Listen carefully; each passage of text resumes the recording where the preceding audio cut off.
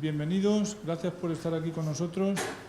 Les hablo en nombre del Grupo de Cooperación Sistemas de Agua y Saneamiento para el Desarrollo, que es quien organiza este evento esta tarde, algo que empezó hace 20 días casi jugando, pero que tiene un antecedente de hace 3 años en el que organizamos algo similar, la parte 1, pero que, como podemos observar en la realidad diaria, necesita de nuevas explicaciones, necesita de nuevas preocupaciones y, sobre todo, pues, de plantear algunas intervenciones que esperemos que de aquí al final de la tarde aparezcan algunas de ellas. El trabajo va a constar de dos mesas redondas, la mesa 1 que empieza a partir de 2 minutos y después la primera mesa es explicaciones, como decíamos, de cómo hemos llegado a esta situación y una segunda mesa de las iniciativas e intervenciones que puedan darse desde el punto de vista de la ayuda humanitaria de emergencia y del desarrollo. Así que, por mi parte, sin más, cedo la palabra al coordinador de la mesa 1, don Carmelo Carrero, profesor también de la escuela. Bienvenida. Hola, buenas tardes. Vamos a proceder a la primera mesa de debate, centrada en el tema cómo hemos llegado a esta situación. Principalmente los temas que vamos a tratar es motivación de los movimientos migratorios, si es que se puede utilizar esa palabra, la palabra motivación, que creo que en general tiene connotaciones positivas y aquí no debería ser ese el objeto. Aspectos legislativos y normativa internacional y estatuto de los refugiados. Esos van a ser los 3 grandes temas sobre los que vamos a tratar en esta primera sesión o esta primera mesa. Las ponentes son las que están sentadas a mi izquierda y derecha en la mesa, empezando por la izquierda. Irene Blázquez, ahora se presentarán ellas de manera más eficaz que lo pueda hacer yo, me limito a decir sus nombres. Alejandra Rojo, Macarena Romero y Elena Muñoz. Por favor, os pediría que os presentaseis y después empezamos con las ponencias. Pues muchas gracias. Lo primero es agradecer el habernos invitado para estar hoy aquí. No sé si se nos oye bien desde el fondo o no mucho. ¿Sí? Vale, genial. Pues soy Irene Blázquez. Ahora mismo estoy trabajando en algo que no tiene nada que ver ni con refugiados ni con cooperación, pero durante muchos años he estado vinculada a proyectos de cooperación, algunos de desarrollo, los últimos años más ligados a emergencias, y es un poco el motivo por el que estoy aquí, porque en distintas fases estuve relacionada con la operación que Cruz Roja Española tuvo en Grecia, ¿no? A raíz de la crisis migratoria que levantó todas las alarmas y alertas en Europa. Y paso o ya. A ver. Y después ya comenzamos. Perfecto. El turno. Bueno, pues muchas gracias. Buenas tardes a todos. Mi nombre es Alejandra Rojo y bueno, yo he estado trabajando también durante mucho tiempo en temas de desarrollo en diferentes países, en Ecuador, en Egipto, aquí en Madrid. Estuve 4 años trabajando en temas de humanitaria y género en Etiopía con la Agencia Española de Cooperación y los últimos 3 años y medio he estado trabajando en el Centro de Innovación en Tecnologías para el Desarrollo Humano de la Universidad Politécnica de Madrid como coordinadora de la alianza SHIRE, que ahora os explicaré un poquito más qué es, pero es una alianza multiactor para la mejora de acceso energético a poblaciones refugiadas y desplazadas que tiene su proyecto principal en Etiopía, en los campos de refugiados eritreos. Bueno, hola, buenas tardes. Siento haber llegado tarde, pero me he ido a otro lugar completamente distinto en la otra punta de Madrid. Mi nombre es Macarena Romero, trabajo en la Agencia Española de Cooperación Internacional. Llevo como 2 años en la Oficina de Acción Humanitaria y trabajando con Sahel y Lago Chad. No sé si se oye. ¿Ah, sí? Y anteriormente he estado trabajando 6 años en cooperación al desarrollo con Egipto, Jordania, Siria y eso es lo que puedo contaros. Yo soy Elena Muñoz, soy responsable del servicio jurídico de CEAR Madrid. Nosotros somos una ONG que lleva 40 años trabajando para la integración de las personas solicitantes de asilo, refugiadas y migrantes en situación de vulnerabilidad, principalmente aquí en España, pero contamos con distintos proyectos con contrapartes en otros estados del mundo. Nuestro trabajo es principalmente con las personas que se encuentran aquí en España y como veremos en esta mesa, las dificultades simplemente ya de llegar hasta España es el primer obstáculo que van a encontrarse. Muchas gracias. Muchas gracias, Elena. Bueno, pues comenzamos con la primera ponencia por parte de Irene Blázquez. Adelante. Gracias. ¿La presentación la pasáis vosotros? Genial. Genial. Bueno, pues la idea era un poco empezar a abrir boca con una presentación a priori bastante sencilla, pero que en realidad a mí por lo menos fueron términos o un contexto con el que me tocó enfrentarme de cero, así sin muchos paños calientes, que me supuso no tanto quebraderos de cabeza, pero sí desde luego me dificultó el hacerme una foto un poco global de diferencias, de contextos, de motivos de migraciones, de términos legales, ¿de verdad es lo mismo refugiado que migrante? ¿Qué más da? Si al final es gente moviéndose, pues resulta que no da igual. Entonces, pues un poco, antes de luego entrar con presentaciones así un poco más específicas del resto de compañeras, pues la idea era un poco una breve introducción y humilde introducción sobre un contexto general de las migraciones. Más o menos, seguro que me dejo alguna, pero más o menos hay como 6 motivos principales o en los que se puede englobar el grueso de las migraciones que llevan a una persona a abandonar su hogar. Una, que quizás sea la más conocida, es el conflicto armado, ¿no? Que es quizá el que a priori nos pueda venir más a la cabeza, ¿no? Pues al final un contexto de guerra o guerrillas que hace que decidas abandonar tu entorno, tu espacio donde vives por un tema de seguridad. Ejemplo, pues puede ser Yemen, puede ser Siria, puede ser cualquier guerra que os venga a la cabeza. También un motivo para migrar son motivos familiares, reunificación familiar, ¿no? Pues al final tienes familia en otro país que haya huido por algunos de los motivos que vamos a ver o no, pero que decides migrar para reunirte con tu familia, ¿no? Un ejemplo, la frontera entre Estados Unidos y México. Bueno, no lo he dicho, pero cualquier duda o pregunta o lo que sea, levantar la mano sin problema, ¿vale?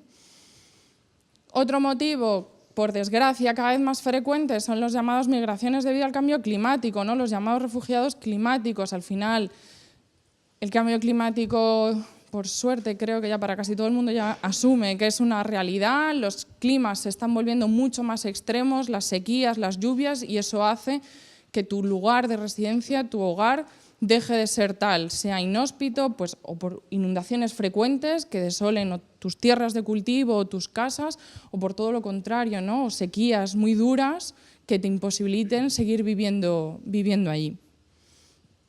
Falta de oportunidades, no hay que irse tan lejos para pensar en migraciones, la conocida como marea granate, perdón.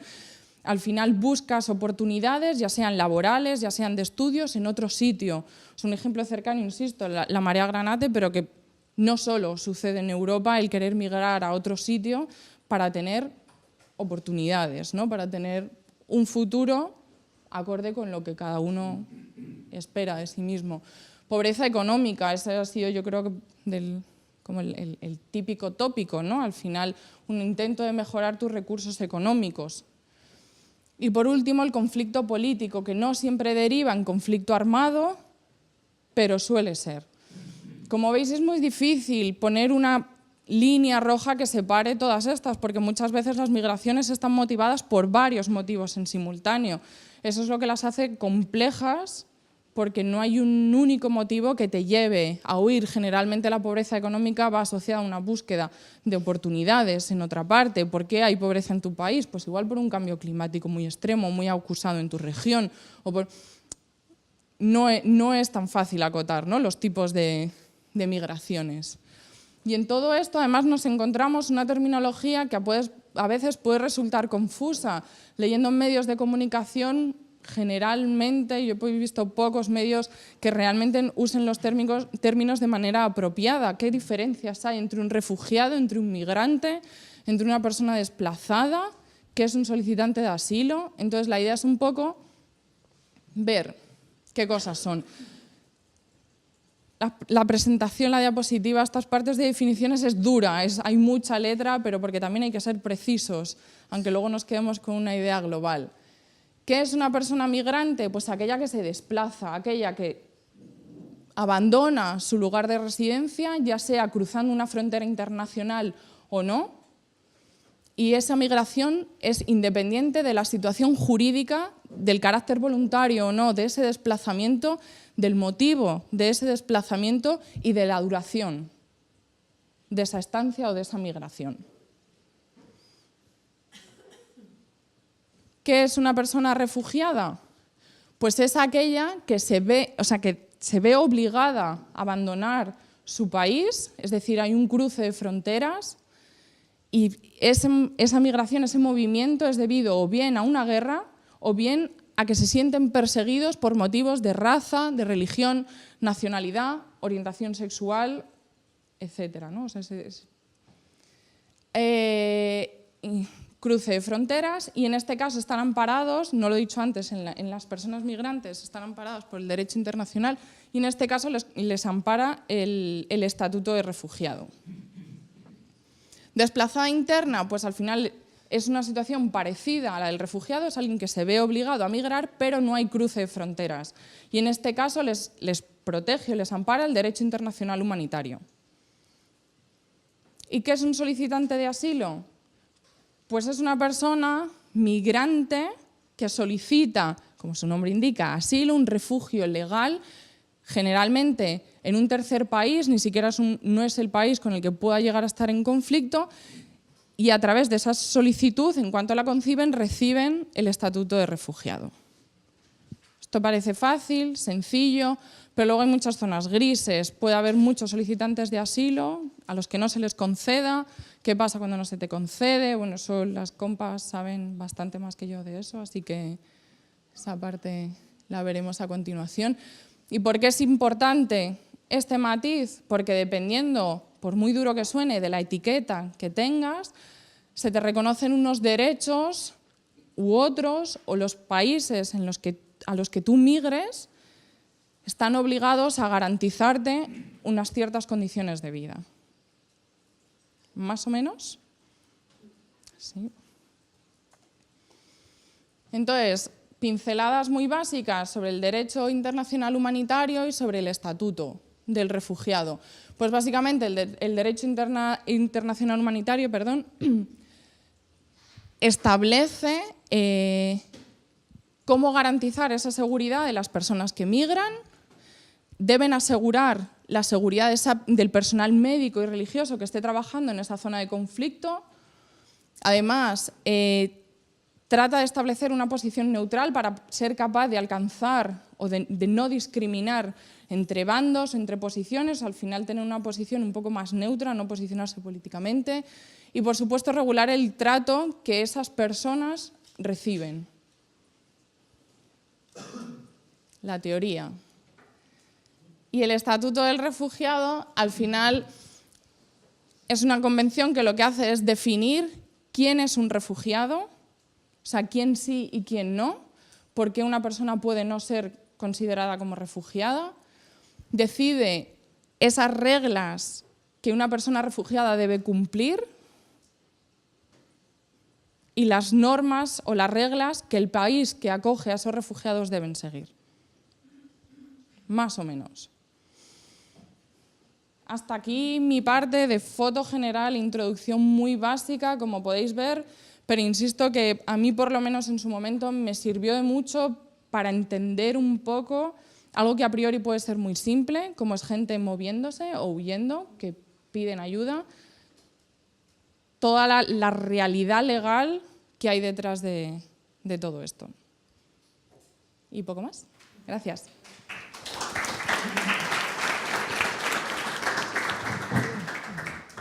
Muchas gracias, Irene. Bueno, para hacer un poco más ágil la mesa, lo que vamos a hacer es, las 4 ponentes van a desarrollar sus intervenciones y al final abriremos un ciclo de debate con preguntas. ¿De acuerdo? Vale, pues yo si no os importa voy a bajar porque no es más cómodo. ¿Hay suficiente luz o le damos?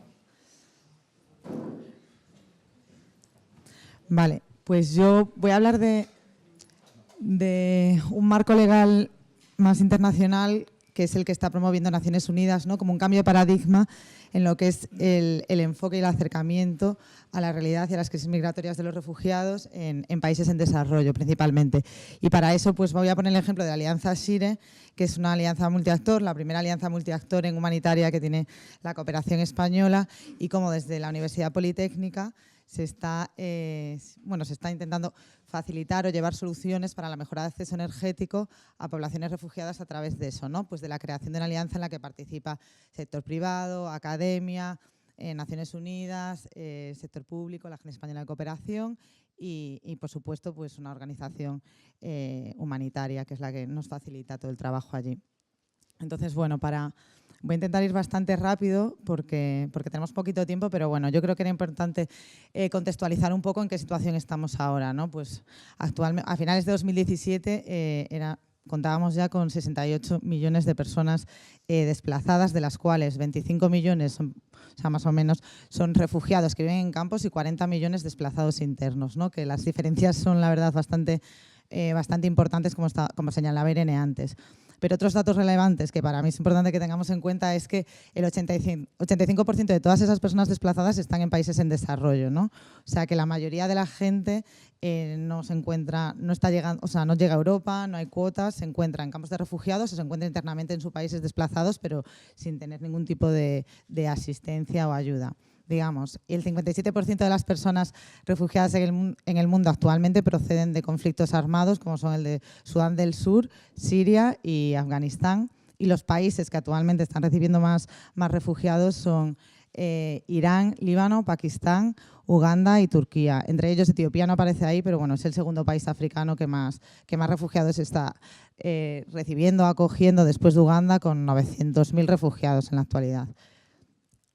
Bueno, ¿cuál es ese cambio de paradigma? ¿Cuál es ese nuevo acercamiento que se quiere hacer a esta realidad? Ante estas cifras, ¿no? Y ante esta realidad que yo creo que es aplastante, en septiembre de 2016 en la Asamblea General de Naciones Unidas se aprobó lo que se conoce como la Declaración de Nueva York.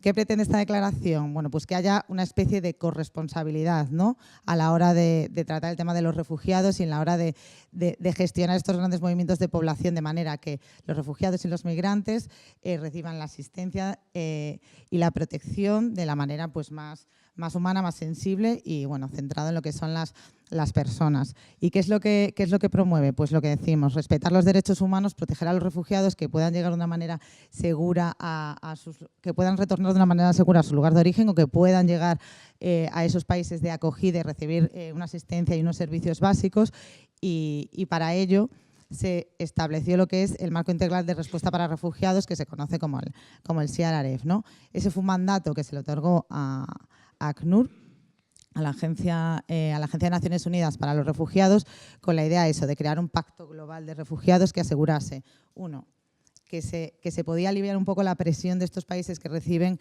un gran número de población en un periodo corto de tiempo y que a lo mejor lo reciben en zonas remotas, rurales, donde tampoco tienen cubiertas las necesidades básicas, ¿no? Luego, un poco más adelante, os enseñaré fotografías, pero, por ejemplo, en nuestro proyecto que estamos desarrollando en el norte de Etiopía con refugiados eritreos, pues esas personas llegan a zonas remotas, rurales de Etiopía, donde la mayoría de la gente tampoco puede cubrir sus necesidades básicas, con lo cual empieza a haber como una especie de conflicto por unos recursos que son escasos, incluso gente que pues intenta meterse dentro de los campos de refugiados para poder recibir esa asistencia básica. Entonces, de alguna manera, poder hacer una asistencia integral que ayude a que esas personas refugiadas puedan integrarse en esas comunidades de acogida, desarrollando también los servicios y las necesidades que pueda tener esa comunidad de acogida. Mejorar la autosuficiencia. Bueno, esto es una premisa básica que siempre hemos tenido a la hora de hacer el diseño de nuestro proyecto, y es que buscar la formación de esas personas, buscar la creación de empleo, invertir en que las soluciones que nosotros instalemos en los campos puedan tener una continuidad en el tiempo, pero que las personas de las comunidades locales y que los propios refugiados puedan estar involucrados en el diseño de estas soluciones. Y luego pues ampliar las posibilidades de reasentamiento en otros países y establecer condiciones de retorno seguro y digno.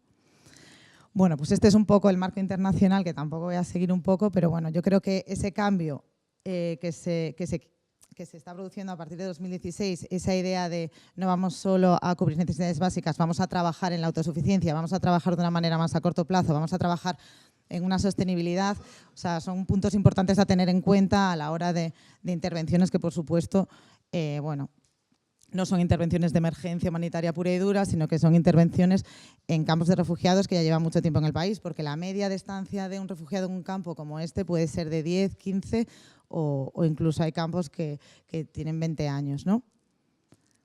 Bueno, ¿y cómo la Alianza SHIRE está trabajando en este tipo de contextos?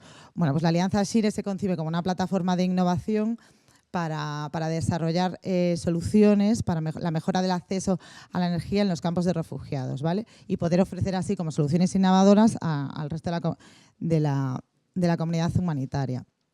¿Por qué la energía? ¿Por qué se decidió trabajar en energía? Bueno, nosotros consideramos que la energía es un sector transversal donde no había ningún clúster humanitario que trabajara específicamente y es un sector que además afecta a otros sectores, ¿no? a la provisión de otros servicios básicos. Por ejemplo, se necesita energía para cocinar, se necesita energía para desarrollar otro tipo de actividad productiva o negocio, necesitamos energía para los hospitales o los centros de salud, se necesita energía para la seguridad, para que pueda haber iluminación, para que puedas andar tranquilamente en el campo por la noche, para poder leer por la noche, para poder estudiar, para poder realizar una vida normal en el campo, para cualquier tipo de servicio básico que aquí tenemos de una manera tan fácil, pues necesitamos energía. Pero el 90% de los campos de refugiados no tienen acceso a la electricidad y el 80% de las personas que viven en el campo no tienen acceso a ningún medio de cocina renovable o limpia, sino que tienen que trabajar pues, con otros tipos de energía o sea, de biomasa como carbón o en muchos casos madera, que lo que hace es provocar la deforestación de los campos, de los bosques que rodean los campos y en muchas ocasiones, como os comentaba antes, pues conflictos por ese recurso, que es un recurso muy necesitado y muy escaso, con las poblaciones de acogida, que es el caso de Etiopía, en la zona donde trabajamos. Ahí está el mapa, ¿no? Trabajamos con refugiados eritreos en el norte de Etiopía, en los campos de Shire, que por eso recibe el nombre la alianza. Y bueno, se trata de gente que está huyendo de su país pues por una de las causas que comentaba antes Irene, ¿no? Pues porque hay una violación sistemática de los derechos humanos que hace que la gente pues decida escapar buscando pues oportunidades económicas, buscando unificación familiar, reasentamiento en otros países y, bueno, en definitiva, buscando una vida mejor de la misma manera que nos movemos nosotros cuando en Europa o, bueno, pues como cualquier otro ciudadano, ¿no? ¿Y quiénes conformamos la alianza? Bueno, pues empezó en 2014, fue una iniciativa de la Agencia Española de Cooperación y del ITDUPM, el Centro de Innovación y Tecnologías para el Desarrollo Humano. Y bueno, inicialmente está formada y sigue por 3 empresas que son expertas y líderes en temas de energía y de iluminación en España, que son Iberdrola, Acciona y Signify, que es Philips, pero bueno, ha cambiado ahora su nombre, la Agencia Española, ACNUR, y luego trabajamos en terreno, por supuesto, acompañados con autoridades locales, como sería la Agencia Etíope, que trabaja con los refugiados y los retornados, la empresa nacional etíope y con organizaciones humanitarias que son las que tienen el mandato realmente en los campos y sin ellos nosotros no podríamos ni tendríamos la capacidad de operar, como es ZOA, que es una ONG holandesa que trabaja en asistencia humanitaria y tiene mucha expertise en trabajos de energía, y Norwegian Refugee Council, ¿no? Que nos han apoyado sobre todo en lo que es la fase del proyecto piloto. ¿Cómo hemos trabajado? Bueno, pues primero se ha hecho una identificación de las principales necesidades y en coordinación con la gente de las empresas, pues se han diseñado las soluciones que parecían más apropiadas, pues eso, para mejorar lo que es el acceso a la energía en los campos. Estas son un par de fotos para que veáis un poco cómo son las instalaciones allí, ¿no? En cuestiones de seguridad y bueno, una niña recogiendo leña, que normalmente son las mujeres y las niñas las encargadas de realizar esos trabajos y que a día de hoy pues son como 4 horas, ¿no? Lo que hay que andar para poder recoger la leña, que te permite cocinar y poder realizar otro tipo de actividades. Y eso es pues un sitio para cargar teléfonos, ¿no? Pues la gente si quiere cargar su teléfono, porque la gente tiene teléfonos móviles allí, por supuesto, como tenemos todos, pues nada, tiene que pagar pues 2 BIR al día, bueno, lo que supondría anualmente pues un pago 10 veces más por cargar el teléfono de lo que nos costaría a nosotros.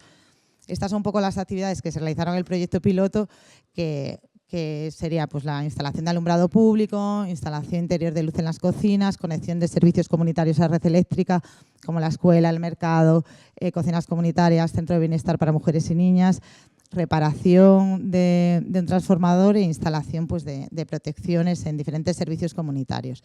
¿Cómo se hizo? ¿No? Que para nosotros esto es lo esencial y por eso os comentaba al principio ese cambio de enfoque. Pues se hizo a través de la formación y de la participación pues, tanto de los refugiados como de gente de la comunidad de acogida. Se hizo una formación teórica por parte de los expertos de las empresas en los campos y aparte pues, se hizo una formación práctica, ¿no? Se formó a refugiados que vivían en los campos para que ellos pudieran ser los operarios que a día de hoy pues, se encargan del mantenimiento de las instalaciones allí.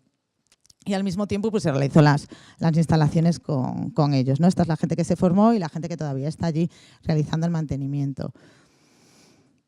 ¿Cuál es el impacto? Bueno, pues todas las cosas que os decía, pues en la seguridad, la mejora de deforestación, ¿no? En la emisión de CO2, pues todo lo que supone el ahorro de no tener que comprar diésel para los generadores, carbón, ¿no? Porque al final la mayor parte del ingreso que reciben los refugiados va destinado a gastos para este tipo de combustibles para poder pues, realizar actividades básicas como eso, pues como cocinar, como iluminación, pues todas esas cosas. Y también, no es un dato que todavía esté confirmado, pero sí que se cree que se ha reducido gracias a la iluminación pues alguna de la violencia que se producía en el campo por las noches. Este es un poco el mapa de la iluminación. Bueno, ¿qué es lo que está llevando? Y odio estas diapositivas que tienen tanta letra, pero es un poco, vamos a pasar muy rápido por ella, pero ¿qué es lo que está llevando que se generen todos estos cambios en el país? Bueno, pues que Etiopía es uno de los países que a través de la Declaración de Nueva York se ofreció a ser proyecto piloto para poder desarrollar toda esta declaración y poder ser como país modelo en el que todos estos nuevos compromisos y este nuevo paradigma se pusiera en práctica. Entonces, ¿qué es lo que está llevando? Ha habido un cambio en la proclamación de los refugiados en el país, un cambio de la ley de los refugiados, que lo que está permitiendo es que no solo se provea unos servicios a la gente que llega, sino que además se les permita tener un permiso de trabajo, que los refugiados puedan acceder a la educación y puedan asistir a los mismos colegios que asiste la gente de la comunidad acogida, que puedan tener carné de conducir, que parece como cosas como muy básicas y muy obvias, pero hasta ahora no tenían derecho, que puedan salir del campo en algunas condiciones y algunos refugiados, los que llevan más tiempo en el país, y que puedan tener un registro de nacimiento y que puedan tener un certificado de boda, ¿no? O sea, estamos hablando de cosas muy básicas a las que no tienen acceso la mayoría de los países y que Etiopía es uno de los países que está más avanzado en este tipo de cosas, bueno, en este tipo de legislación y en la aplicación de este marco legal que está impulsado internacionalmente y que todos los países miembros de Naciones Unidas a día de hoy han firmado. Para ello, pues eso, se ha creado una estructura de gobernanza y ciertos órganos de gobierno que son los que velan para proteger esto. Y cómo esto nos está influenciando a nosotros, a la Alianza Shire, en el proyecto que estamos desarrollando ahora en la fase 2. Bueno, muy rápidamente, porque ya sé que voy fatal de tiempo, pero bueno, a raíz del éxito del proyecto piloto hemos recibido fondos de la Unión Europea, del Transfund para África, para poder escalar este proyecto piloto en 3 campos, ¿vale? Entonces, este fondo se creó básicamente para lo mismo, para poder desarrollar lo que son las comunidades de acogida y permitir que hubiera una capacidad y facilitar la integración de los refugiados dentro de estas comunidades. Permitir que no tengan por qué estar en los campos, sino que poco a poco pueda facilitarse que ellos también puedan integrarse y disfrutar de los mismos servicios que disfruta la comunidad de acogida. Entonces, este marco legal nos va a permitir trabajar no solo en lo que es la mejora del acceso a la energía, sino también en la creación de modelos de negocio, que es nuestro objetivo, basados, por ejemplo, en tecnología solar conjunta entre refugiados y comunidad de acogida, de manera que facilitemos a través de la tecnología, de la integración y de la provisión de un servicio, que se cree pues eso, una integración y bueno, que se generen relaciones comerciales que finalmente puedan llevar a que se produzca la integración efectiva. Y para ello, bueno, pues vamos a seguir haciendo actividades de iluminación, formar gente bueno, pues trabajadores tanto de la Compañía Eléctrica Nacional como refugiados, tanto como gente de la comunidad de acogida, conectar todos los servicios comunitarios que hay en los campos, conectar los negocios y, como os decía, pues eso, la creación de negocios basado en tecnología solar. ¿Por qué estamos más alineados con este nuevo marco y con el Pacto Mundial para los Refugiados? Porque creemos que mediante la generación de actividades conjuntas y de modelos de negocios y de servicios conjuntos vamos a conseguir una mayor integración, porque estamos trabajando en el aumento de la autosuficiencia de manera que no dependan de la ayuda, sino que puedan tener su propio trabajo y su propia formación que les permita tener sus propios ingresos, y porque creemos que si desarrollamos las comunidades locales y las instituciones locales va a ser mucho más fácil que se puedan desarrollar servicios para todos. Y bueno, básicamente es esto. ¿Cuál es mi pregunta final? Y es algo que no sabemos a día de hoy y que no sabremos si todos estos fondos que se están creando y todo nuestro enfoque realmente va a conseguir que no haya movimientos secundarios. Estos campos de refugiados se caracterizan por el alto número de movimientos secundarios y porque mucha de esta gente intenta venir, cruzar el mar, ¿no? Venirse a Europa, y muchos de ellos pues caen en manos de tráfico humano, de mafias y eso. ¿Que se mejoren las condiciones de la comunidad de acogida va a conseguir que esta gente no venga? Pues no lo sé, y 100% la verdad es que no lo creo, ¿no? Mucha gente querrá volver a su país en el momento en que pueda, porque ahora todavía no es posible. Mucha gente se quedará en Etiopía, reunificación familiar, pero hay mucha gente que a día de hoy todavía quiere seguir viniendo por esa idealización, ¿no? de lo que hay en Europa o de lo que se ofrece en Europa, o por esa necesidad de querer ayudar a tu familia o querer unas condiciones de vida mejor, ¿no? Y bueno, hasta ahí la alianza.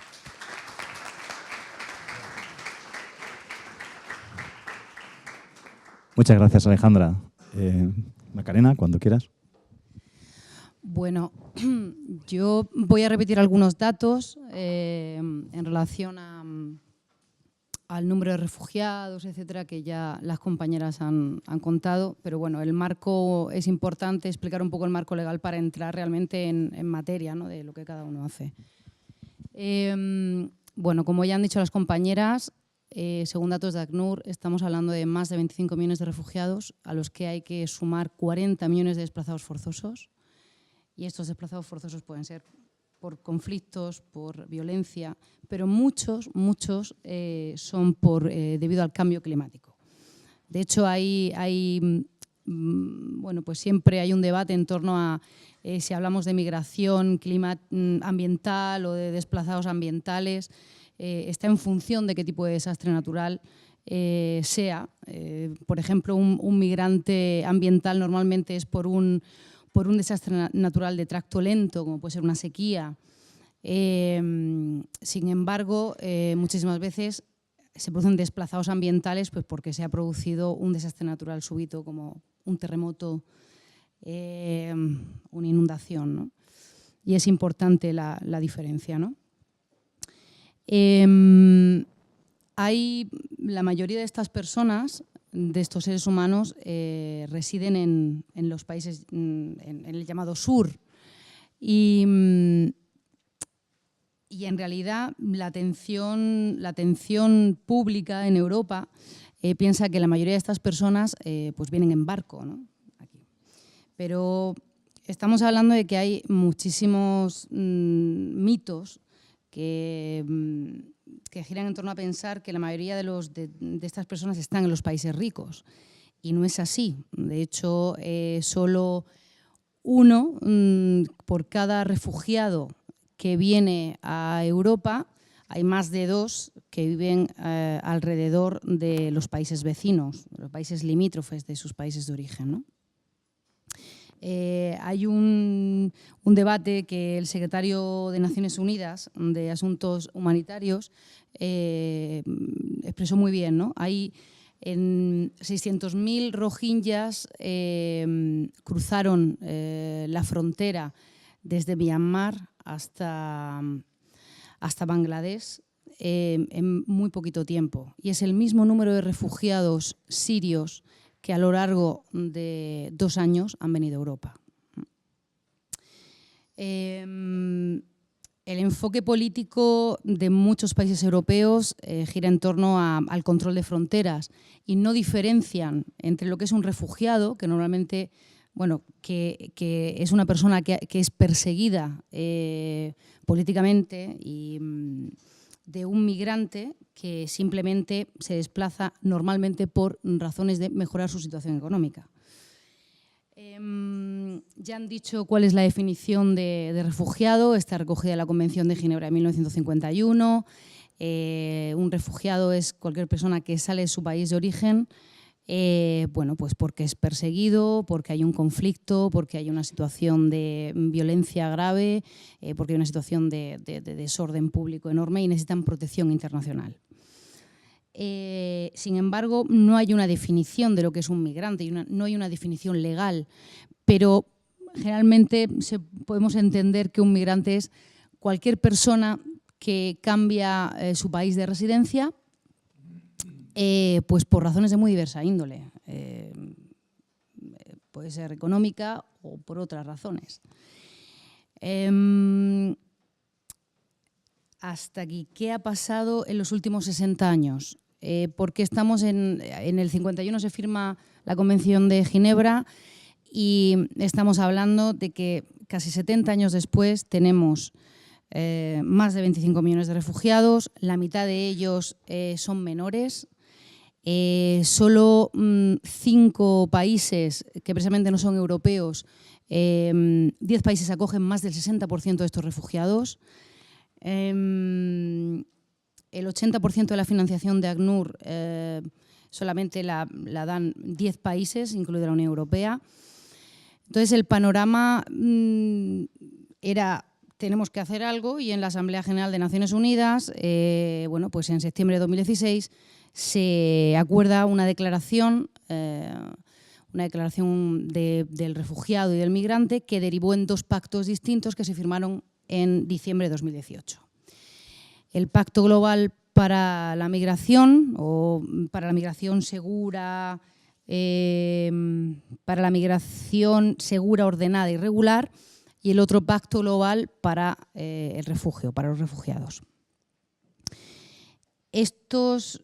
Esta declaración no es vinculante jurídicamente, no reemplaza el sistema internacional existente, pero es un compromiso político. Es un compromiso político que lo que pretende es repartir las cargas y las responsabilidades que muchísimos países que no son precisamente desarrollados económicamente, pues están acogiendo a miles y miles de refugiados en sus fronteras, ¿no? Con lo que conlleva de repercusión en los propios servicios básicos y en las propias comunidades que acogen a estos refugiados, ¿no? España, el gobierno español firmó en estos 2 pactos globales, y la Agencia Española de Cooperación Internacional, que es donde yo trabajo, que depende del Ministerio de Asuntos Exteriores, bueno, pues se encarga de ejecutar la política de desarrollo, y en mi caso, al trabajar en la Oficina de Acción Humanitaria, nosotros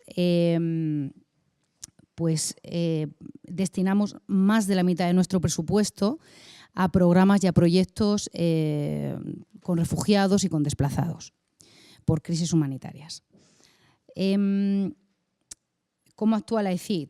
La ECID, y en este caso la Oficina de Acción Humanitaria, tiene un mandato claro, que es aliviar el sufrimiento, y lo ejerce a través de la diplomacia humanitaria en muchísimas cumbres humanitarias, de posicionarnos en cuanto a la protección, a cuál es la situación de los refugiados en muchísimos países, y también por nuestra acción humanitaria. La acción humanitaria pues destinada a cubrir necesidades básicas y a proteger a los refugiados y a los desplazados internos, sobre todo a los colectivos más vulnerables, como son los menores, las mujeres y los colectivos LGTB.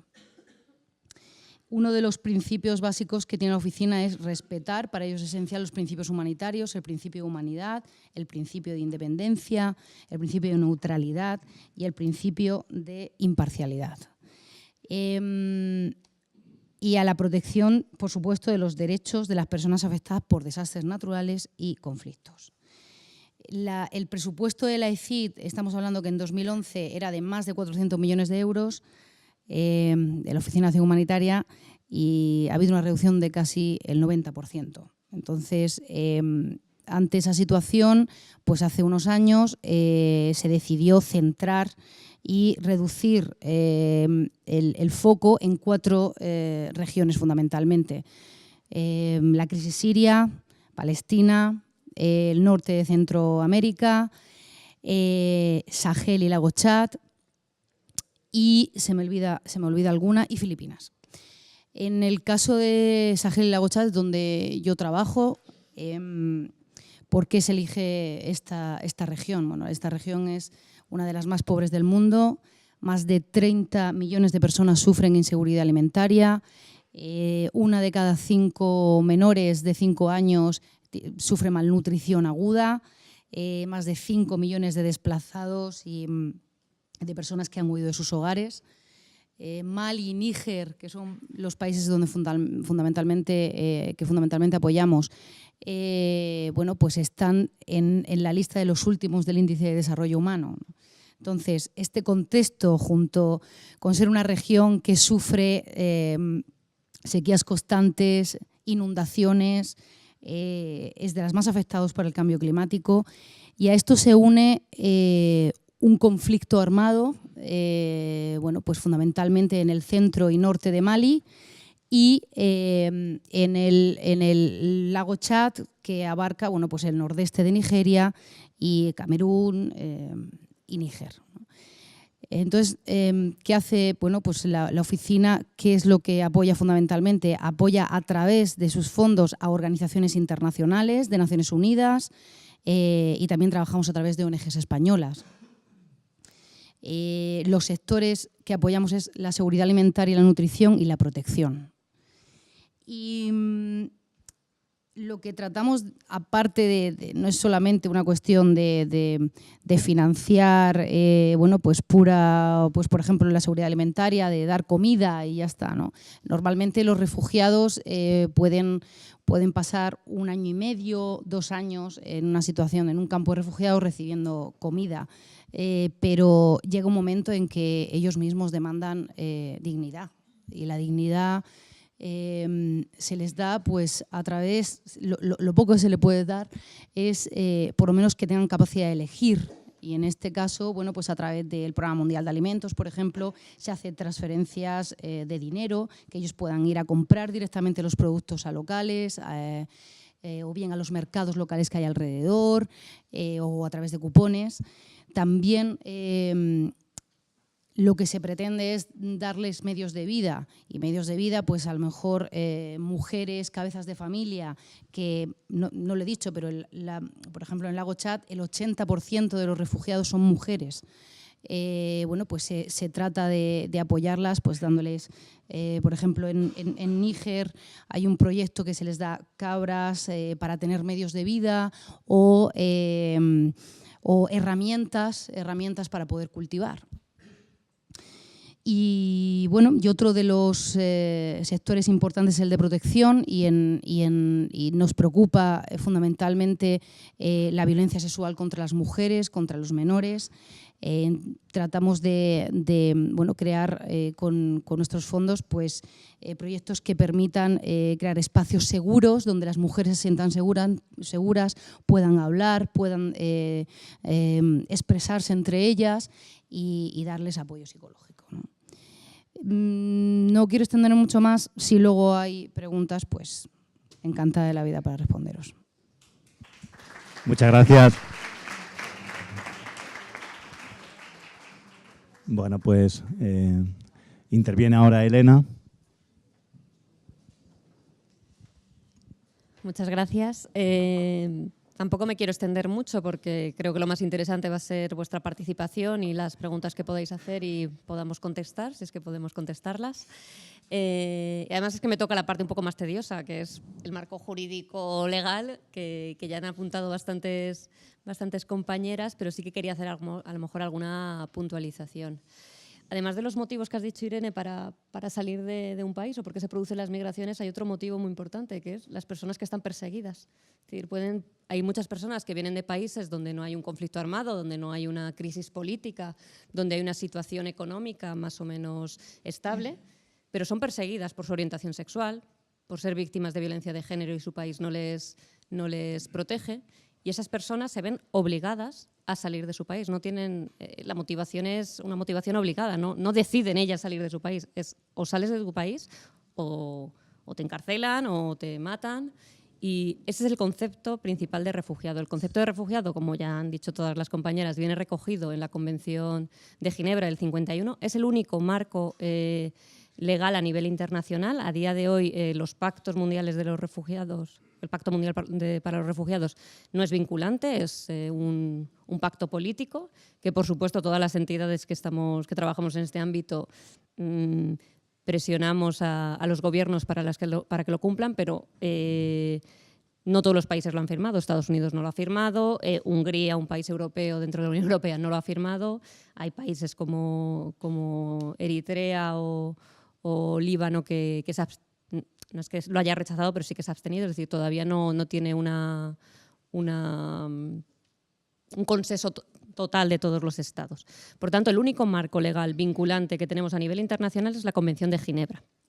Y la Convención de Ginebra no habla, de hecho, de conflicto armado. La Convención de Ginebra es en el 51, acaba de suceder la Segunda Guerra Mundial, y lo que está pensando es en lo que ha sucedido en la Segunda Guerra Mundial. Por tanto, la definición que hace de los refugiados es toda persona que está fuera de su país de origen y que no puede o no quiere acogerse a la protección de su país debido a que tiene un temor fundado a ser perseguido por 5 motivos. Y una persona refugiada tiene que encontrarse en alguno de estos 5 motivos. Es bastante restrictivo. Perseguida por motivos políticos, por motivos religiosos, por motivos étnicos, por motivos de nacionalidad o por pertenecer a un grupo social determinado, que este es para los abogados, es nuestro cajón desastre. Es decir, ahí vamos a intentar meter o intentar ampliar la definición de refugiado. Por supuesto que en 1951, cuando los estados se sentaron para firmar un pacto vinculante, como es la Convención de Ginebra, no pensaron en personas homosexuales, en personas transexuales, en víctimas de violencia de género que podían pedir asilo, o que podían ser reconocidas como refugiadas. Eso ha sido una evolución a lo largo de estos 60 años que, con el trabajo de todas las entidades, de todos los solicitantes de asilo, las personas refugiadas, sus abogados, se ha conseguido ir ampliando esa definición. Por ejemplo, nuestra ley actual, la ley española, sí que reconoce que una persona por violencia de género o por motivos de orientación sexual o identidad de género sí que puede ser reconocida como refugiada, pero en su origen no estaba esta idea, ¿vale? ¿Qué pasa con las personas que huyen de la guerra? La Convención de Ginebra no dice nada. Si las personas que huyen de la guerra son por motivos políticos, religiosos, étnicos, que muchas de las guerras que vemos en la actualidad tienen estas motivaciones, probablemente podamos reconducirlo a un estatus de refugiado. Pero personas que huyen, los grandes movimientos migratorios, en la definición que se ha hecho en esta mesa, por motivos de guerra, muchas veces no van a estar encajados en esta definición de refugiado.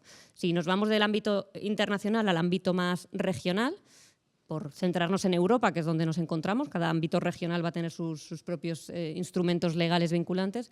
Europa sí que tiene unos instrumentos legales vinculantes que se llaman directivas, que es el Sistema Europeo Común de Asilo, que es una serie de directivas que dice que se considera un refugiado, cómo hay que reconocer a las personas refugiadas en Europa, cómo hay que acogerlas, ¿vale? Y es la Unión Europea la que ha introducido otro concepto que se llama protección subsidiaria, que eso sí que serían las personas que huyen de la guerra, que huyen de conflictos armados, que si vuelven a sus países van a ser torturados, y tendríamos otro tipo de estatuto de protección, pero no sería el estatuto de refugiado, y eso es importante que lo tengamos claro. Porque cuando escuchamos que España reconoce protección a, por ejemplo, a las personas sirias, el mayor porcentaje de las personas sirias que son protegidas en España son protegidas con protección subsidiaria, no con el estatuto de refugiado. Es decir, esas personas en España no van a ser refugiadas, van a ser otro tipo de protección que se llama beneficiario de protección subsidiaria.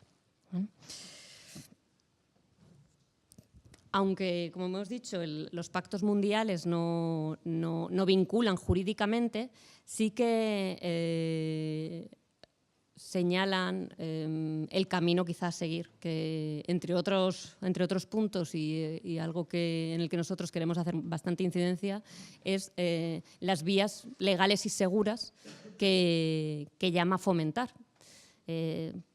Bueno, mis compañeras han expresado perfectamente cuál es la situación que se vive en los campos de refugiados en terceros países, las situaciones que hay de inseguridad, de violencia contra las mujeres en algunos casos, las situaciones que hay de denegación de derechos.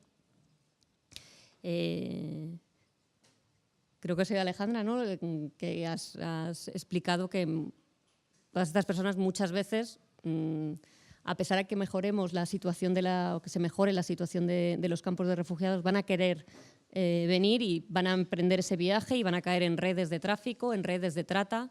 No sé si sois conscientes de lo que está pasando ahora mismo en Libia, donde las personas, es una de las rutas de llegada hasta España, y en Libia hay un mercado de esclavos. Es decir, se venden a las personas, migrantes que han llegado hasta Libia para poder llegar hasta España, y se están vendiendo a esas personas.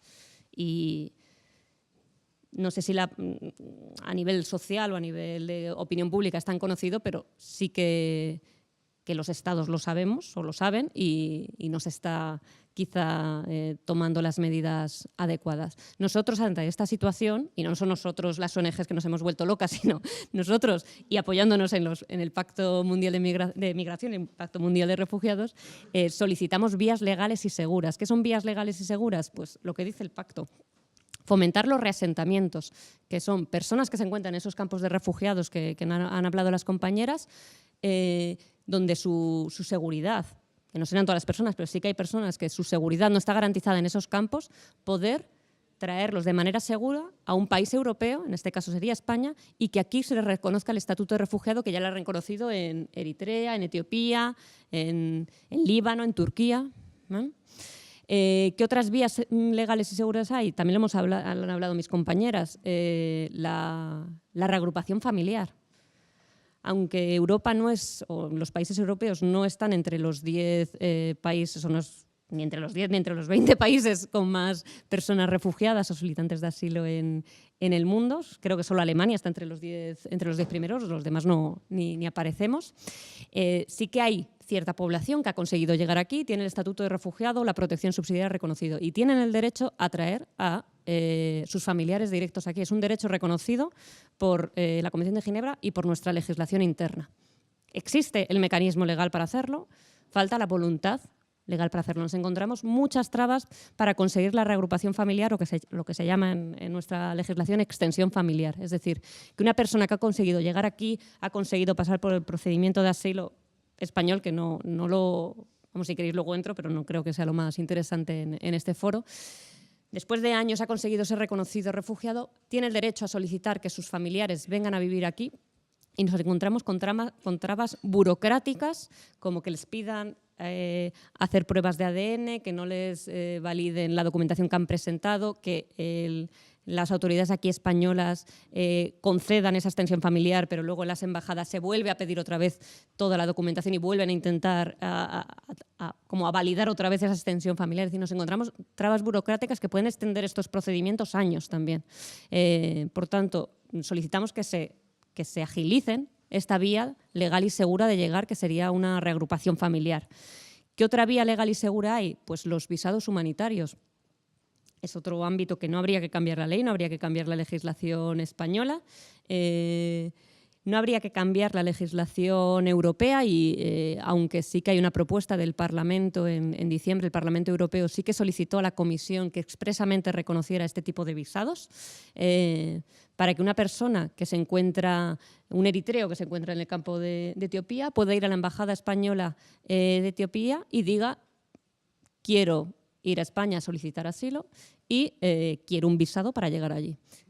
Hay un procedimiento, la ley española prevé esta posibilidad, es decir, tampoco habría que hacer mucho más, solo habría que desarrollar el procedimiento en hacerlo, la valoración que tendrían que hacer el personal de la embajada o del consulado, qué documentación tendría que presentar, quién tomaría la decisión y que esa persona pueda venir simplemente con un visado y pagando un billete de avión de Addis Abeba a Madrid, sin necesidad de pues enfrentarse al camino por Sudán, donde también muchas veces son retenidos por mafias que piden rescates a sus familias, estar detenido durante meses en Sudán, intentar llegar luego a Libia, los problemas que hay en Libia que hemos hablado, la peligrosidad de cruzar el mar y si llegas con vida a una de las costas europeas, una vez aquí, intentar hacer todo el procedimiento de asilo.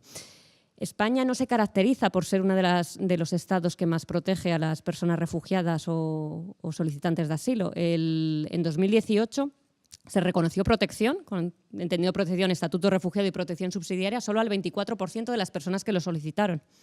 Es decir, hubo un 76% de personas que recibieron el año pasado que recibieron una decisión negativa, que denegaron su solicitud de asilo.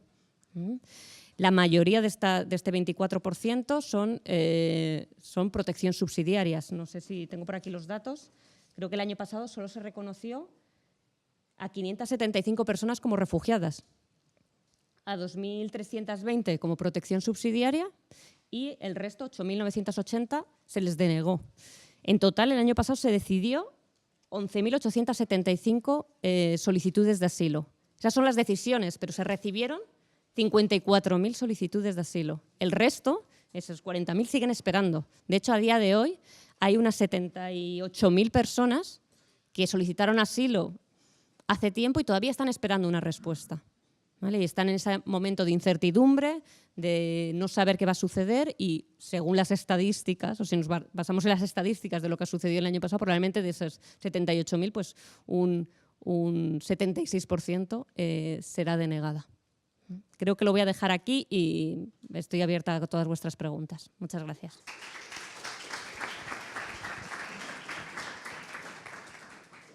Muchas gracias a las ponentes, muchas gracias a los asistentes. Vamos a empezar el periodo de preguntas.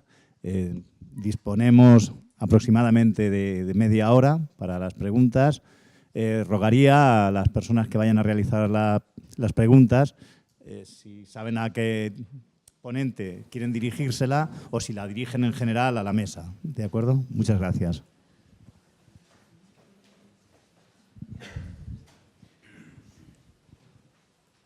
Bueno, la pregunta es a la mesa, pero bueno, Elena, que acabas de terminar la intervención, ¿en qué situación legal se encuentran los menores no acompañados?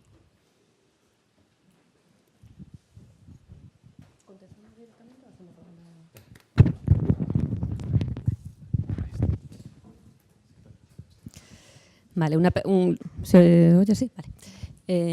Los menores no acompañados, los niños y niñas que llegan solos a nuestro territorio, si son reconocidos como menores, que esa es la primera dificultad que van a tener, ¿vale? Que sean reconocidos como menores, que se considere que tienen menos de 18 años, van a entrar dentro del sistema de protección de menores que cada comunidad autónoma ha establecido, ¿vale?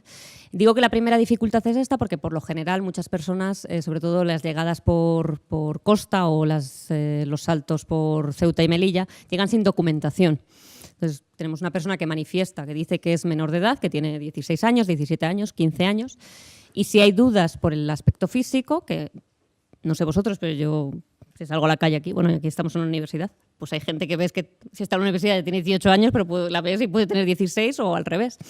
Pues estas dudas suelen suceder y se hacen unas pruebas de determinación de edad. No siempre se tienen que hacer estas pruebas de determinación de edad. De hecho, el Comité de Derechos del Niño en septiembre de 2018 condenó a España por la forma de hacer estas pruebas de determinación de edad. Esta va a ser la mayor dificultad que van a tener las personas, los menores y los niños y niñas que llegan a nuestra España, ser considerados menores. Si al final, después de todas estas pruebas de determinación se considera menores, entrarán dentro del sistema de protección de menores. Este sistema de protección de menores está por cada una de las comunidades autónomas. El problema también que nos encontramos es qué pasa cuando tienen 18 años y un día. Es decir, con 17 años y 364 días siguen el sistema de protección de menores, con 18 años y un día salen. Algunas comunidades autónomas tienen programas muy pequeñitos de lo que se llaman extutelados, ¿vale? Y sí que se puede seguir la intervención social y la protección con estos menores, pero por lo general cuando cumplen 18 años y un día saldrán de los centros o de los pisos de menores no acompañados donde están residiendo. En muchos casos, a pesar de que la ley lo prevé, no tendrán una autorización de residencia y se encontrarán como una situación de irregularidad sobrevenida, porque mientras que son menores están en situación regular. Gracias.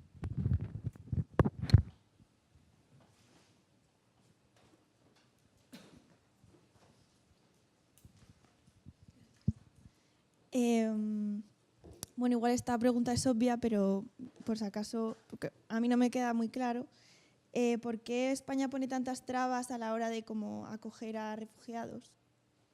Como ha dicho que como el 76% son denegadas y solo el 24% son admitidos.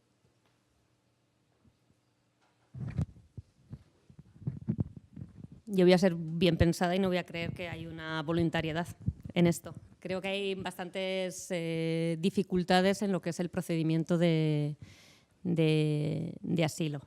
Pasamos de 2015, que teníamos unas 3.000 solicitudes, a 2018, que tenemos 54.000. Es decir, este aumento de solicitudes de repente pues también ha saturado un poco el sistema de protección y la forma de poder evaluar con todas las garantías una solicitud de asilo. En algunos casos hay deficiencias de formación, es decir, la persona que toma la declaración, que no es el funcionario que va a estudiar el caso, normalmente son policías o de otros departamentos, son funcionarios, pero no son los que estudian el caso, no tienen formación suficiente como para hacer una entrevista a solicitante de asilo. Imaginad la pericia entrevistadora que tienes que tener para hacer una entrevista a una persona que huye de una persecución, que ha sido violada, que ha sufrido. Es decir, no cualquier persona puede hacer estas entrevistas, tienes que tener una formación. No siempre está esta formación y eso hace que la calidad de la entrevista decaiga. Los intérpretes no siempre tienen esa formación, los abogados no siempre tienen esa formación. Es decir, hay muchos elementos dentro del procedimiento que va haciendo que la calidad del procedimiento, de la entrevista, de las pruebas que se presenten, decaiga, y eso lleva a que haya un número poco elevado de reconocimientos. Y sí que es verdad que en general España se ha caracterizado siempre, casi siempre estamos bajo la media de la Unión Europea. Quizá también influye que somos frontera sur de Europa y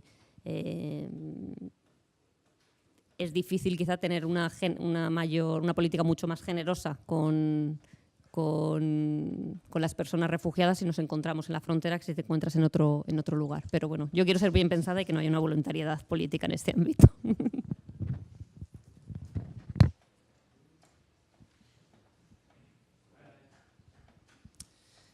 Has hablado del visado humanitario, que yo no conocía. Quería saber, dices que no hay voluntad política en España para llevarlo a cabo, pero quería saber si hay algún país europeo que lo haga.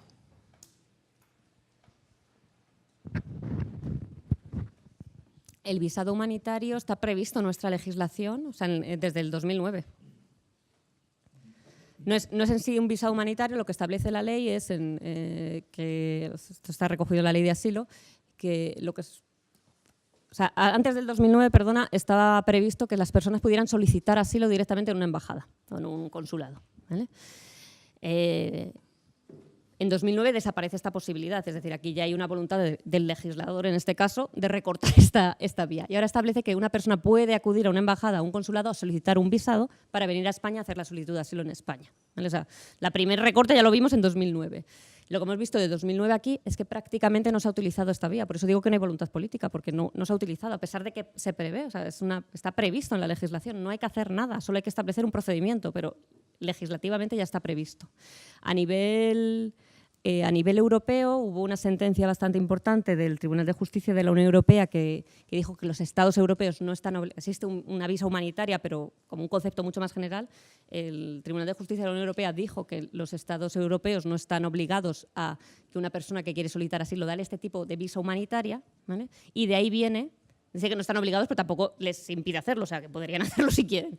Y de ahí viene la solicitud de reforma por parte del Parlamento Europeo, que le pide a la Comisión de, bueno, pues vamos a ponerlo expresamente que sí que están obligados a que una persona, no sabemos, voy a decir no sabemos y no lo sabemos mucho menos antes de mayo, veremos lo que pasa en mayo, cómo queda ese Parlamento, cuáles son las fuerzas políticas que hay en el Parlamento Europeo y cuáles son las fuerzas políticas que hay en más que en la Comisión, sobre todo en el Consejo Europeo, porque eso puede cambiar totalmente las prioridades de la Unión Europea en este ámbito. Buenas. Muchas gracias. Antes de nada quería aportar un par de datos más. No sé si va a ser pedante, pero si lo es ya me lo dirán mis compañeros luego. Primero, que creemos que los refugiados que huyen por razones climáticas son pocos, pero según ACNUR son 125 en los últimos 5 años. Normalmente son dentro de la frontera del mismo país, pero siguen siendo un gran número. La compañera de CEAR estuve en un encuentro de voluntarios que también me dijeron que solo el 9% de las personas que vienen migrantes a Europa son africanos, el resto son asiáticos, americanos y de Oceanía, lo cual también explica un poco que tengamos este miedo metido por parte de los medios de comunicación que esté creando este auge de la ultraderecha. Y mi duda va a por qué, dada esta reducción que ha llevado el cambio de gobierno o lo que sea al dinero que recibe la ECID, ¿qué razones han provocado que sean elegidos tales países como son el centro de América y el Sahel? Gracias.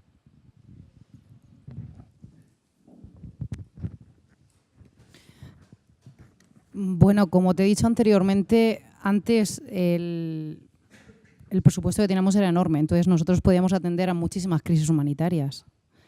Pero llega un momento en que no puedes estar en todos lados porque no vas a hacer, con el dinero que tienes no vas a hacer absolutamente nada, no vas a llegar a realmente hacer una ayuda de calidad. Entonces,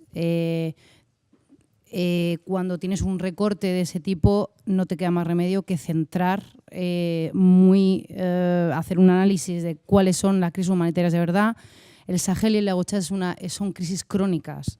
O sea, estamos hablando de una región en la que la inseguridad alimentaria es constante, donde es que, ya os he dicho, ¿no? de un niño de cada cinco con menos de 5 años sufre malnutrición aguda. Entonces, nosotros trabajamos ahí no solamente por el tema de refugiados, la Oficina de Acción Humanitaria no solamente trabaja con refugiados ni con desplazados, también trabaja con población que sufre pues situaciones de malnutrición, y trabajamos con organizaciones que están atendiendo en zonas donde no hay precisamente gobierno, el Estado en estas zonas pues es prácticamente inexistente, entonces bueno, pues apoyamos pero realmente no hay que buscar razones políticas más allá de dónde están realmente los problemas. Es verdad que nosotros tenemos una clara influencia en América, ¿no? Entonces dices, bueno, pues sí, Centroamérica. ¿Por qué eliges Centroamérica y no eliges, no sé,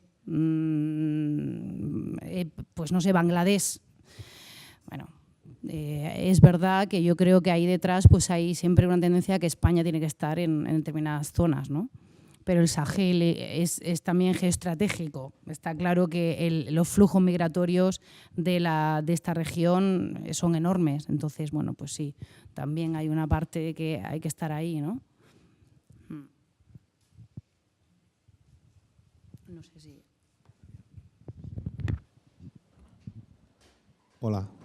Mira, yo quería saber cómo puede ser que un país como Tanzania, por ejemplo, tramite 40.000 solicitudes de asilo de una atacada, de un golpe, y en España se tramiten 3.000. ¿Tiene que ver con trámites administrativos? ¿Tiene que ver con la intencionalidad? ¿Cómo puede ser que no haya campos de refugiados en la Europa occidental, en la Europa rica? Y también quisiera saber si la ratificación de un acuerdo, la firma de un acuerdo no vinculante, vincula moralmente a cumplirlo. Gracias. Campos de refugiados hay.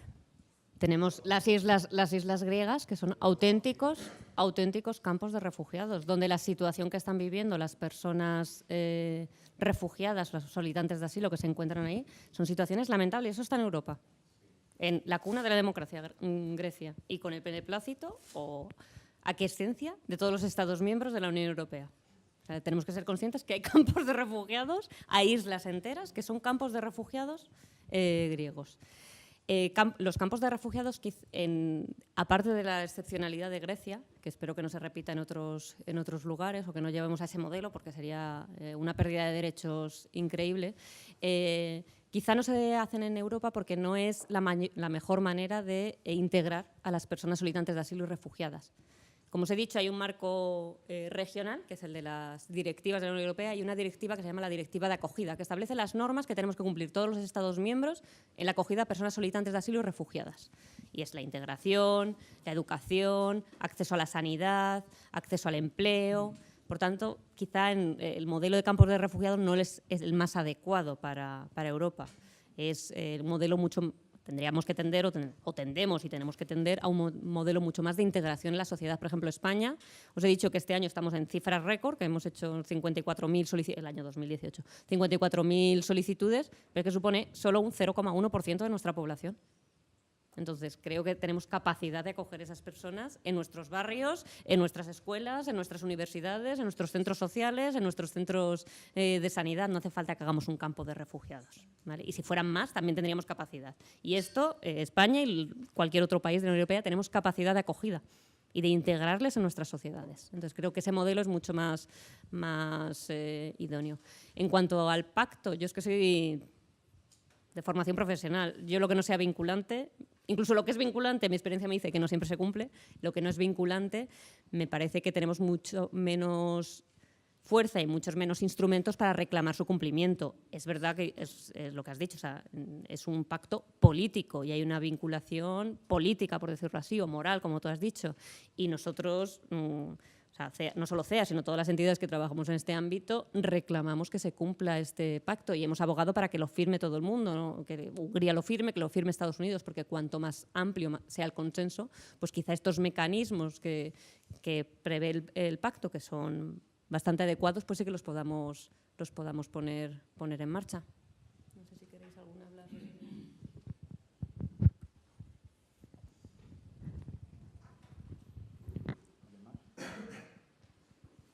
Bueno, yo es una experiencia. Yo he estado 9 meses, con un campo de refugiados ahí en Tanzania.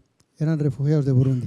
Yo la única cosa que saqué de ahí, están estigmatizados, son malos como refugiados. Y la segunda cosa, están silenciados. Cuento un detalle. Cuando estaba allí vino la reina de España, Sofía, allí al campo de Benaco. Y yo me acuerdo que les dije... Viene a visitaros, pero no vais a decir nada. Van a hablar otros, van a hablar los del ACNUR, van a hablar los del gobierno, pero vosotros nada. Y me acuerdo que dijeron, sí, me llamaron y dijeron, ya sabemos cómo vamos a hablar. Vamos a hacer bailar a los niños delante de la reina, la van a regalar una especie de vaso y dentro hay una carta donde ellos han escrito sus reivindicaciones. Cuando yo dije eso, enseguida los periodistas me dijeron, no digas nada, porque no va a tener lugar. Y la verdad tuvo lugar y la reina aceptó eso y lo llevó al ACNUR. Pero lo que quiero decir es que hemos escuchado a los refugiados que ellos mismos hablen de su situación, que nos digan cuáles son sus esperanzas. Es un poco en ese sentido que quisiera hablar. Yo cuando fui, la primera cosa que me dijeron, no puedes vivir en el campo de refugiados, tienes que vivir afuera y vas a visitarlos después, pero nada, solo esa palabra. Si es que hace 20 años pasaba esto, ¿es que ha cambiado algo? No sé. Hay más.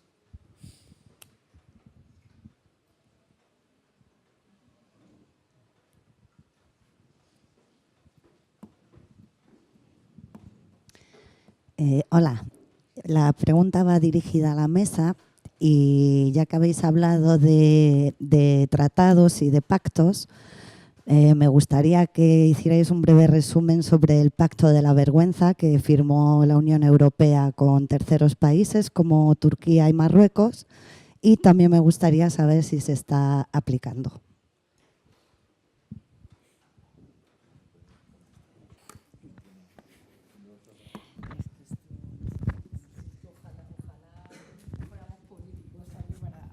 Yo hago la visión jurídica, si queréis. La política no me meto.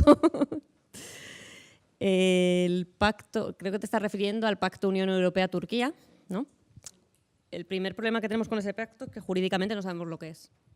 Tenemos una declaración de la Unión Europea diciendo que ha llegado a un acuerdo con con Turquía para devolver a todas aquellas personas que lleguen vía marítima a Grecia, y por cada persona que devuelva puede reasentar a una persona siria, ¿vale? Es un poco intercambio de personas. Además, había un acuerdo económico en que la Unión Europea iba a financiar o iba a inyectar dinero a Turquía para mejorar la situación de las personas solicitantes.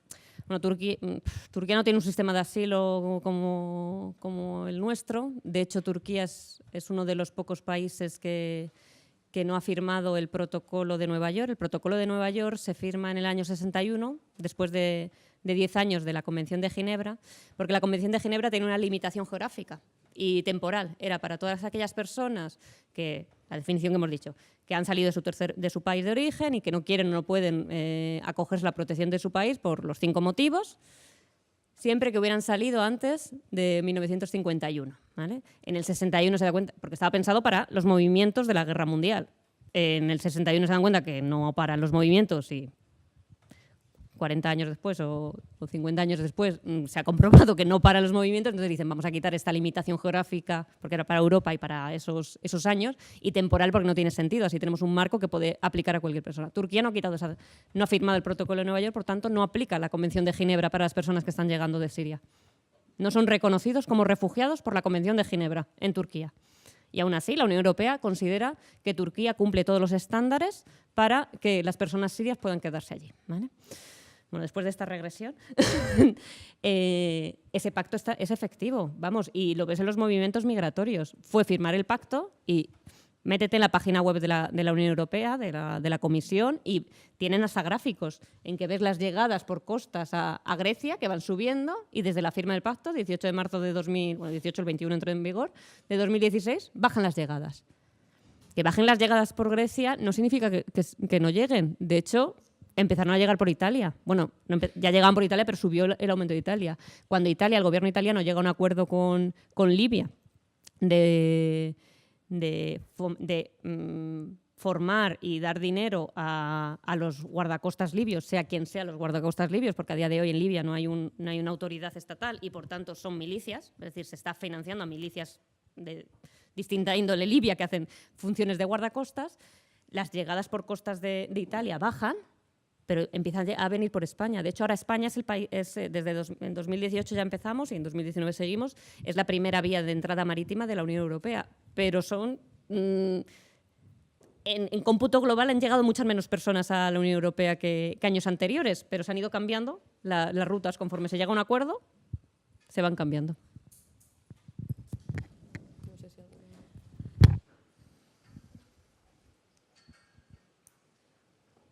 ¿Alguna pregunta más?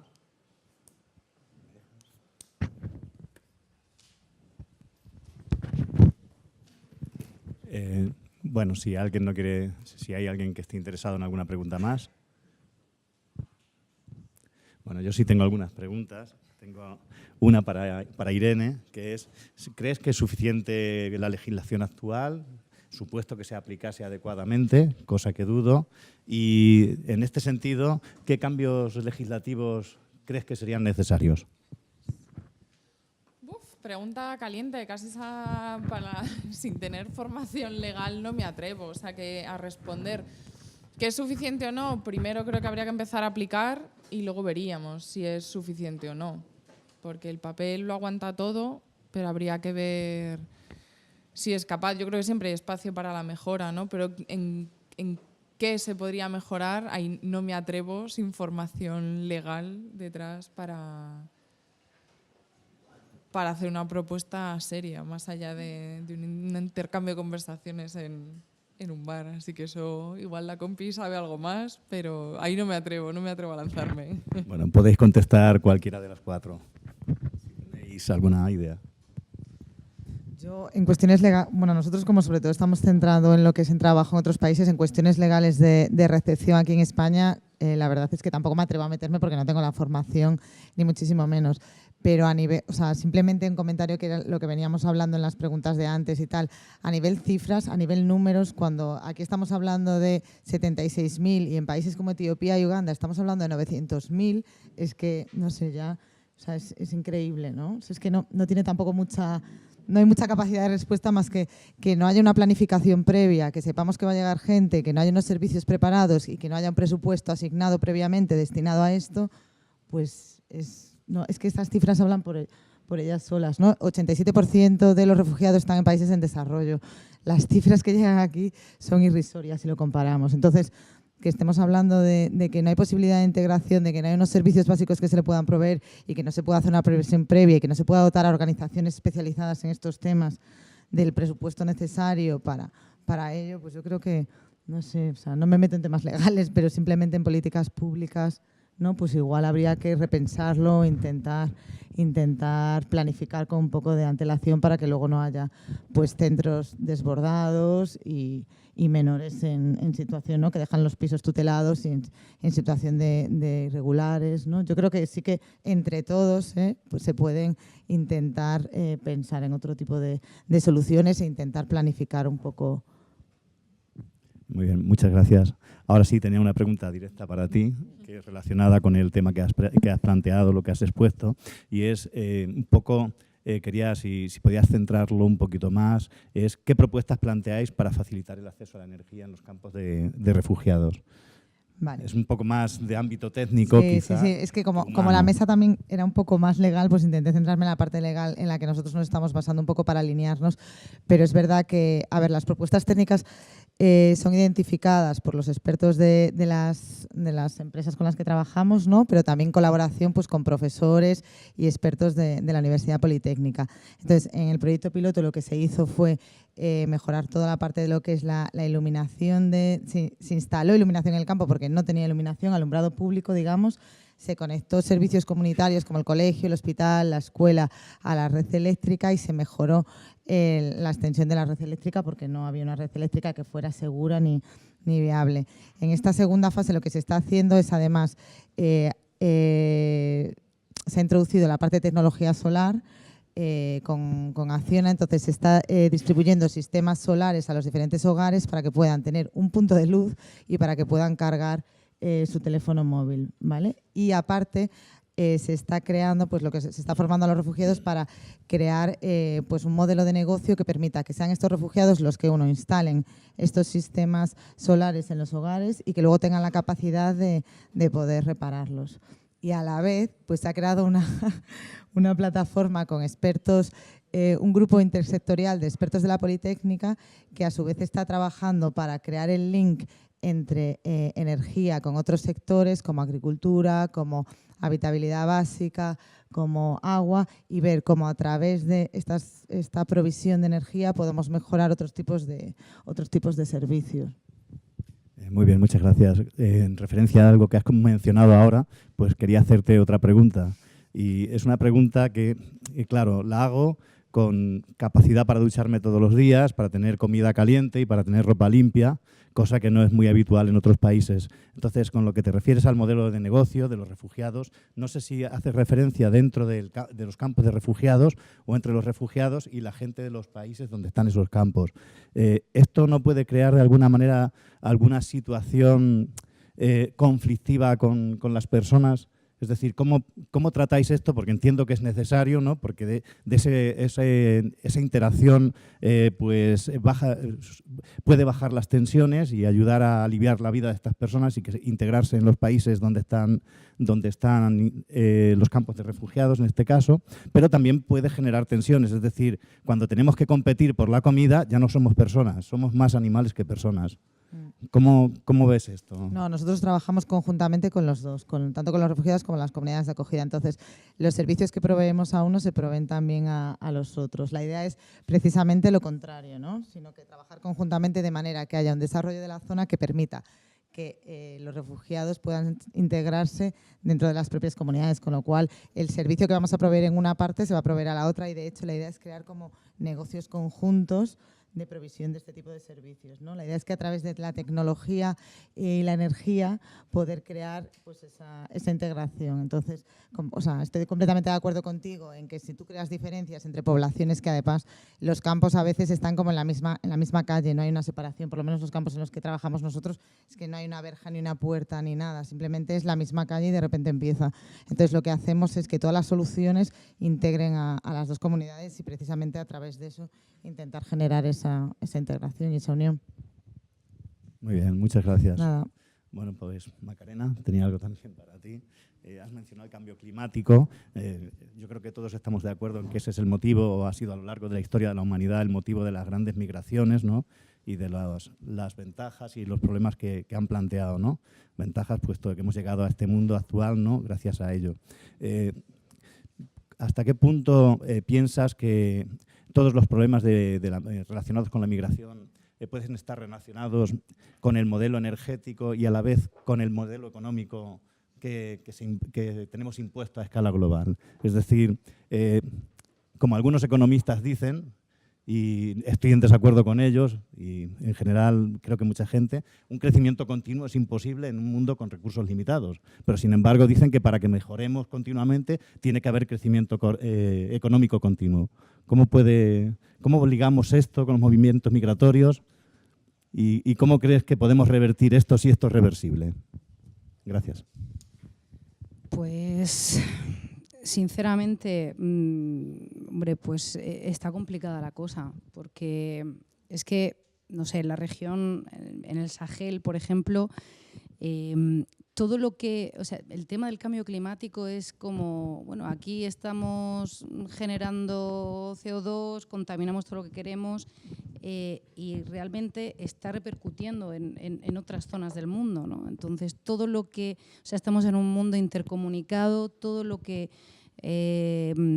hacemos, el daño que le hacemos a la tierra, pues repercute en otras personas que a lo mejor, pues, por ejemplo, en Níger, en Mali, es que, o sea, la mayoría de las personas no tienen coche, no tienen y sufren cada vez unas sequías cada vez más largas, tienen que desplazarse de las localidades donde ellos viven de toda la vida porque ya no pueden cultivar allí o el pasto no existe y las cabras que tienen pues se tienen que ir a otras zonas. Entonces, está claro que este sistema no es sostenible y queremos seguir viviendo nosotros pues en la distancia, ¿no? Vemos a los refugiados, queremos verlos en la distancia. Entonces, cuando ves la tele y entonces los ves en los campos de refugiados allí, dices, pobrecitos, pero qué responsabilidad tenemos todos, ¿no? con lo que está pasando en el mundo. Y creo que yo creo que cada vez hay más conciencia, pero no está solamente en una actitud individual. Yo creo que aquí tiene que haber un cambio político de decisiones drásticas que no sé hasta qué punto dependen de nosotros, dependen de decisiones políticas muy fuertes que hay que tomar y que eso pues no se toman, ¿no? Hay demasiados intereses y bueno, no sé a dónde vamos a llegar, pero está claro que los refugiados no van a parar de venir, la migración no se va a parar.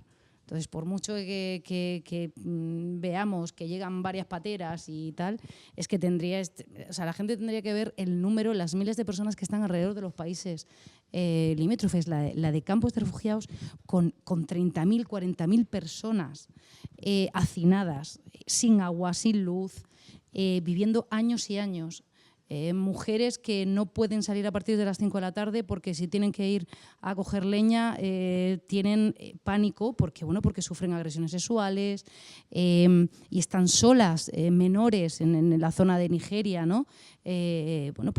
Niñas que han sido secuestradas y que están de pronto las rescatas, se van a los campos de refugiados y un año tras otro allí esperando a que les des comida.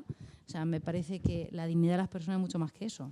Estoy mezclando la pregunta de la energía con lo otro, pero creo que todo está un poco conectado, ¿no? Creo que está conectada la responsabilidad que tenemos todos con eso, ¿no?